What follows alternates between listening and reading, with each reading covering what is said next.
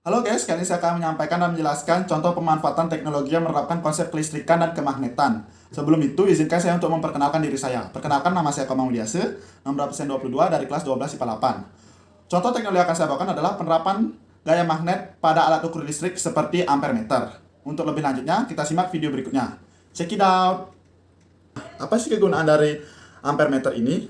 Alat ukur ini biasa digunakan sebagai alat ukur kuat arus listrik dalam rangkaian tertutup.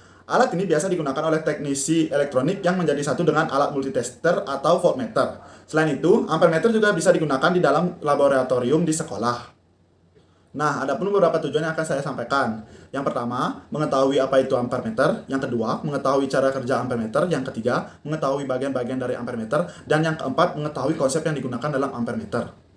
Nah, pertama saya akan menjelaskan pengertian dari ampermeter. Ampermeter adalah alat ukur yang digunakan untuk mengukur besarnya kuat arus listrik yang melewati suatu rangkaian. Biasanya, pada ampermeter akan ditemukan tulisan ampermeter, yang biasa disimbolkan dengan huruf A besar. Miliampermeter yang disimbolkan dengan M kecil dan A besar, atau mikroampermeter.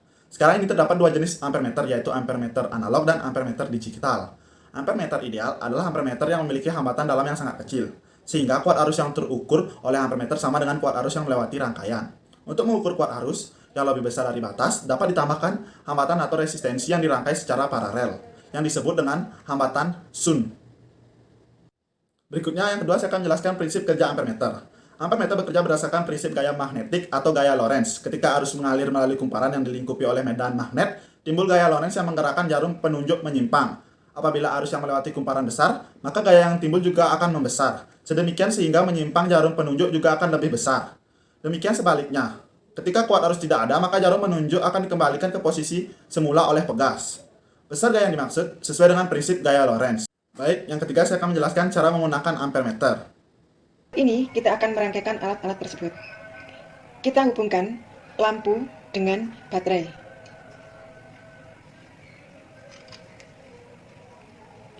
Sehingga lampu tersebut menyala. Itu berarti dalam rangkaian ada arus yang mengalir yang arahnya keluar dari kutub positif baterai melewati lampu menuju ke kutub negatif baterai. Kemudian kita pasang ampermeter dengan terlebih dahulu memutar tombol ampermeter ke arah angka 300 mA. Dan berikutnya kabel di salah satu sisi diputus untuk dihubungkan dengan ampermeter sehingga ampermeter tersambung secara seri. Dengan begitu terlihat jarum ampermeter menunjuk ke arah angka tertentu. Itulah besar arus yang mengalir pada rangkaian yang terbaca pada ampermeter.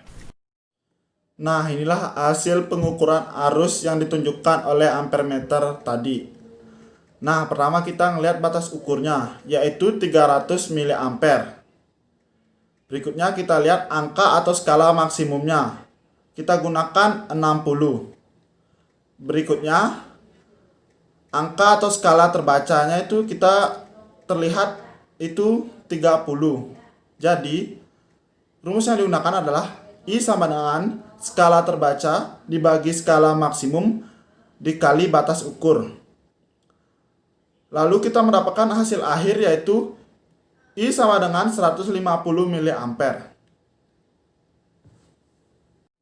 Baik, berikutnya yang keempat saya akan menjelaskan bagian-bagian ampermeter. Yang pertama saya akan jelaskan bagian dalam ampermeter. Di dalam ampermeter terdapat galvanometer. Galvanometer terdiri dari magnet permanen, lilitan kawat atau kumparan yang ditempatkan di antara dua kutub magnet permanen, jarum penunjuk terpasang di inti besi untuk menunjukkan nilai pada skala, pegas spira, dan juga skala. Saat arus listrik mengalir pada kumparan, timbul gaya magnet yang berbeda arah pada kedua sisi kumparan. Kedua gaya bekerja berlawanan arah sehingga membentuk momen gaya yang dapat memutar kumparan. Putaran kumparan dijaga oleh pegas spiral agar kumparan tidak berputar. Tetapi penunjuk yang ditempelkan pada kumparan akan menyimpang sesuai dengan besarnya kuat arus listrik. Yang kedua, bagian luar dari ampermeter. Yaitu, yang pertama terdapat skala, jarum penunjuk skala, kalibrator, dan yang terakhir yaitu probe. Baik, yang kelima, konsep yang digunakan dalam ampermeter. Konsep yang digunakan dalam ampermeter adalah konsep gaya magnetik atau juga disebut dengan gaya Lorentz. Adapun rumus dari ampermeter adalah I sama dengan V per R. V atau volt yang artinya tegangan, I atau ohm yang artinya arus, R atau ohm yang artinya hambatan. Yang terakhir kesimpulan. Kesimpulan yang dapat saya ambil, semakin besar arus yang melewati kumparan, maka gaya yang timbul juga akan membesar, sehingga penyimpangan jarum penunjuk juga akan lebih besar. Baik, sekian yang dapat saya sampaikan. Jika ada kesalahan kata, mohon dimaafkan. Saya ucapkan terima kasih. Dadah!